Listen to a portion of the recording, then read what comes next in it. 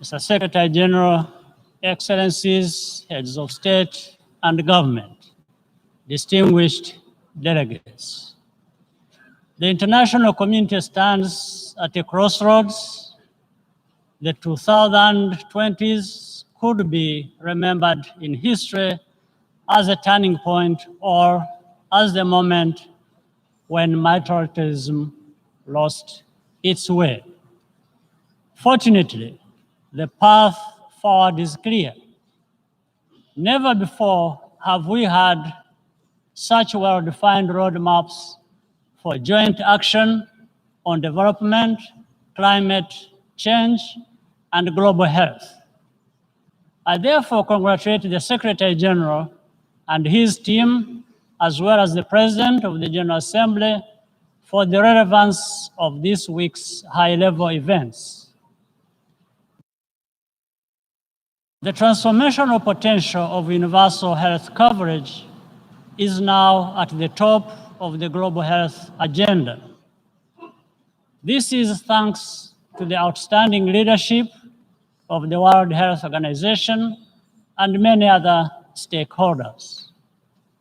In Rwanda, more than 90% of the population has insurance coverage. This has contributed to significant improvement in health outcomes. It shows that it is possible for countries at every income level to make healthcare affordable and accessible for all. We must also commit to replenish the Global Fund and Gavi, the Vaccine Alliance.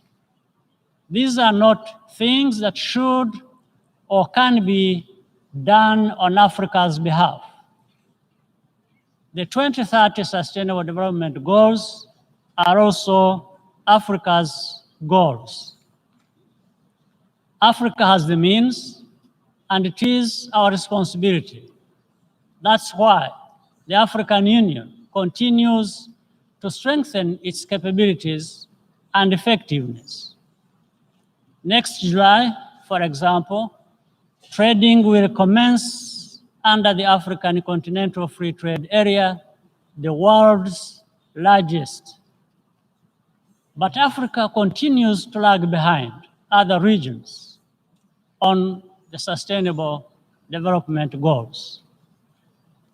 This is despite the fact that our continent is home to several of the fastest growing economies in the world.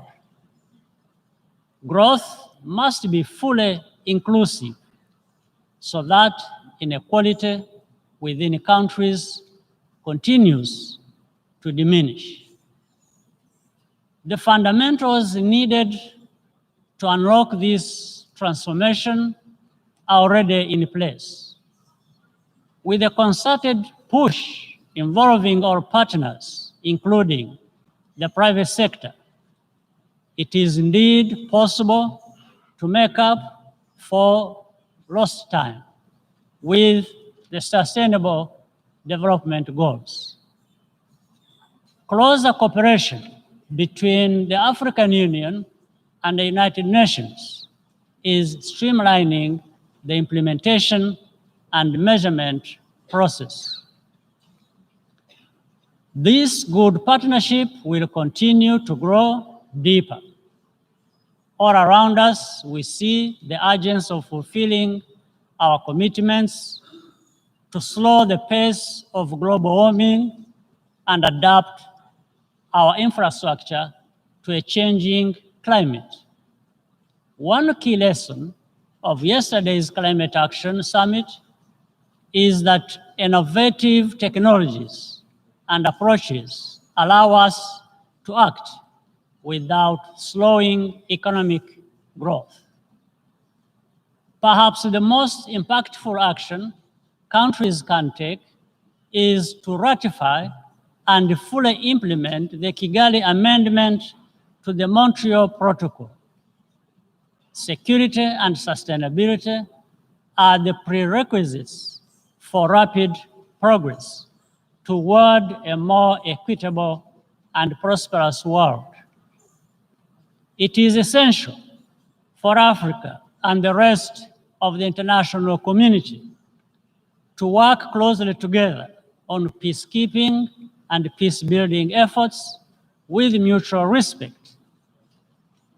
In the coming weeks, Rwanda is preparing to receive and protect a number of refugees and asylum seekers from detention camps in Libya.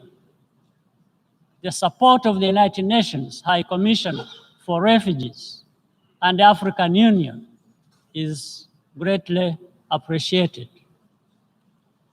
We call on every member of the United Nations to uphold their legal obligations in a spirit of solidarity.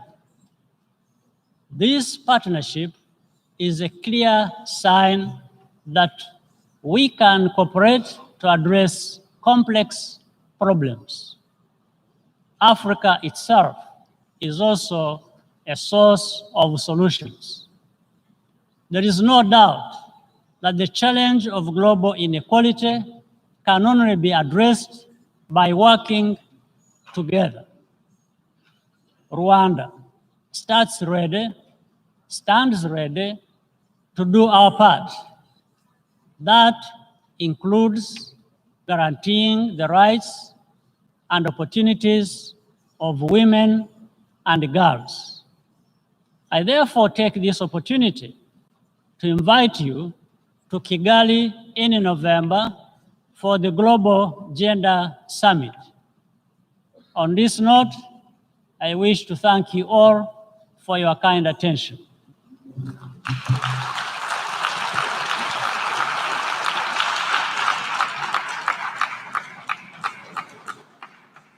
On behalf of the General Assembly, I wish to thank President of the Republic of Rwanda for the statement just made.